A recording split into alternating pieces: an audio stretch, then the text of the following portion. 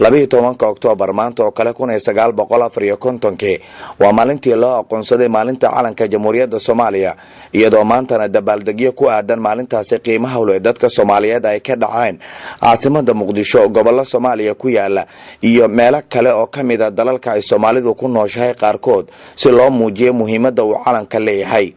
inkastoo xilligaasi 1954 uu socday halgankii gobonimo doonka haddana maalintaasi iyadoo uu gumaystuhu dalku joogo ayaa la aqoonsaday maalinta calanka waxaana calankaasi si gaar ah loogu xusuustaa haliyey Maxamed Cawaale Liibaan oo fakarkaasi iska lahaa Allah u naxariistee. Ustaad Cabdi Xaaji Goobdoon waa la taliyaha xafiiska ra'iisul wasaaraha ee dhinaca warfaafinta isla markaana waa rugcadaha saxaafadeed muddo dheerna waxa uu joog u soo ahaa xaaladaha Soomaaliya. fikradda waxaa keenay nin Soomaali oo ragii halgamayaasha isbuucii ka mid ah Maxamed Cawaale Liibaan sida walaalkii xildhibaan Cabdi Xaashi u sheegay isaga fakaray xaashi u qaatay waa ku soo calaamadeeyay buluuga xidiga gacanta ka soo saaray sababta xidiga keentayna waxay Soomaali watan gumaysigu qiimeeyay 5 qaybood shanta qaybood mabaadi'da xisbiga Israa'iil waxa ka mid ah iyo xisbiyo kale oo wataniyo oo ka dagaalamay waqooyiga in Soomaali maalin uu la mideeyo ay midowdo maalin isniin ah 6 September 1954 ayaa golaha la tashiga markaa jiray oo u codeeyay in muxuu ahay calanka Soomaaliya oo midka uu noqdo ka oog xidiga shadigiisa dhaxal ku leh. gudoomiyaha guddiga warfaafinta baarlamaanka Soomaaliya Cabdi Xaashi Cabdullaahi waxa uu kamid yahay aqoon-yahanada Soomaaliyeed waxaana uu sheegay in baarlamaanka Soomaaliya ee hadda jira uu soo diyaariyay qorshe bilad lagu gudoonsiinayo xubno ay kamid yihiin Allah u naxariistee Maxamed Cawaale Liibaan oo ahaa ninkii iska lahaa midabka calanka ay Soomaaliya yeelatay waqtigaasi Abwaan Xuseen oo Faarax Dubad oo lahaa heeska calanka miraheeda iyo Abwaan Cabdullaahi Qarshe oo isaguna ku luqeeyay heeska calanka laxankana iska lahaa kuwaas oo hadda dhamaantood geeriyooday ee naxariistii jannaha ka waraabiye. baarlamaanku maalin dhaweyd anigu ma joogin guddigiisa joogtadii wuxuu go'aan ku gaaray saddex oday in la siiyo يا شهادة بلد يعني قيمة الصقع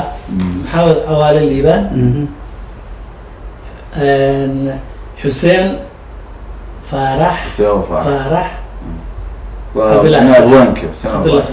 sababtay yani baarlamaanku waxaan arkay yani way ii sheegeen baan baa lagu gaaray in bilad la siiyo yani oo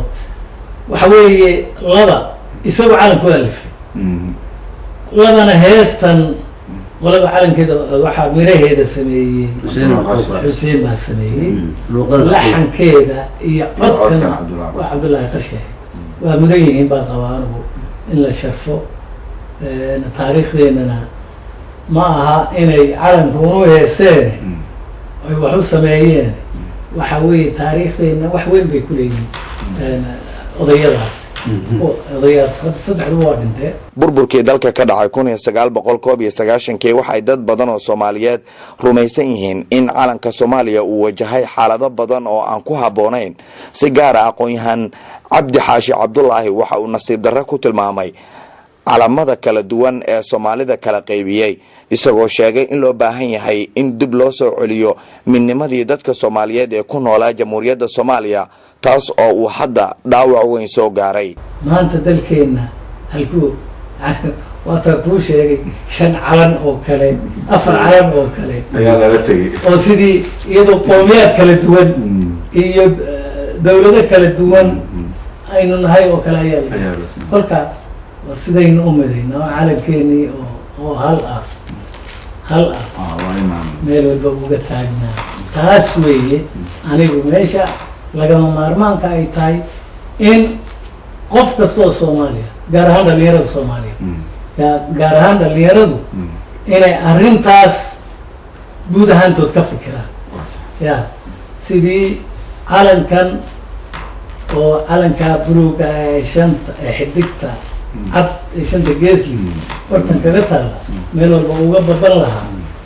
waa inay xooggeena dhan isugu geeyaan. isla sidaas oo kale maleeshiyaadka laga adkaaday ee al-shabaab waxay ahaayeen kooxo dhalinyaro Soomaali u badan kuwaas oo damacoodu ahaa inay bedelaan calanka Jamhuuriyadda Soomaaliya iyagoo fulinaya amarka ajaanibta xaq jirka ah ee kooxahaasi ka tirsanaa hase yeeshee dagaalkii ay la galeen ciidankeena oo garab ka helaya kuwa AMISOM waxay ku guuleysteen inay ka saaraan deegaanadii ay ku takrifalayeen badankeed halkaasina iminka waxaa ka luxanaya calanka Jamhuuriyadda Soomaaliya waana 60 sano guuradii ka soo wareegtay markii dhidibada loo aasay calanka Jamhuuriyadda Soomaaliya rajaduna hadda waxay tahay in mar kale la helo midnimadii iyo isku duubnidii dadka Soomaaliyeed ee ku midaysnaa calanka buluuga ah ee Jamhuuriyadda Soomaaliya dalka oo dhanna si isku mid ah calanka buluuga ah uu uga lusho. Mustafa Maxamed Warcade TV-ga qaranka Soomaaliyeed Muqdisho.